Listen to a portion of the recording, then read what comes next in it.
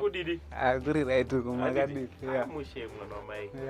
Kokuzopfeka usinga kusapfeka juice.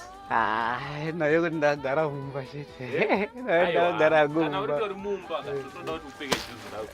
Ndakusagira tracksuit. Maitama. Adidas.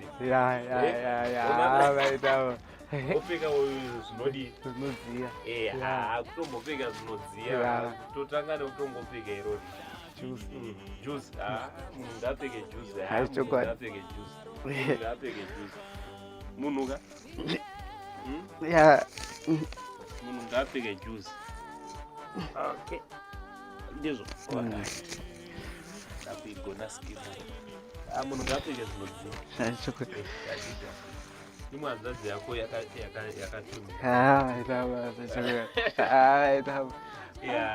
Katrika ndimbouya ndimbozodongorora ofa tuishomawo twiripo tongoti munhu haadi chokwadi handiti sofa kubva patatanga kubatsirana handiti ndezvipi zviri kuchinja zvakawanda nyaya yekuti ndinoda kuti mbogarawo pomba ndimbozorora kanyanya unatongogara asina stress zvese zvichiitika zingoripo aiwa tinotenda Mwari handiti totenda Mwari chokwadi nehama dzedu dzinoramba dzichitibatsira aiwa ndikatrika ndiuye tizomboona Evelyn aripo zvake ari right ona ari kutamba zvake ari kunakirwa stress stress handiti no pakari right aiwa chingoramba chingotenda hama dzedu inotsigira Saint TV vanoramba vachingorangarira ndakanzoti vamwe vanotokubata pamafoni vanotifonera pawhatsapp vanotaura nenhasi kuti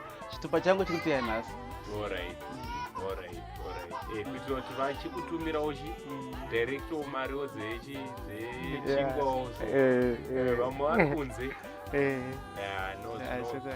aiwa zvinofadza munisi inini kufara kana ndichikuonawo uchifara kana neno ndikufara handiti muri kugara navo vari kuchengetawo zvakanaka chaizvo handiti aiwa tinotenda Mwari zvese zvichingoitwa neveSaint TV family tiri apa kukama tigone kukanganwana kuramba tichingotarisizvo maita basa Mwari ngakutungamirire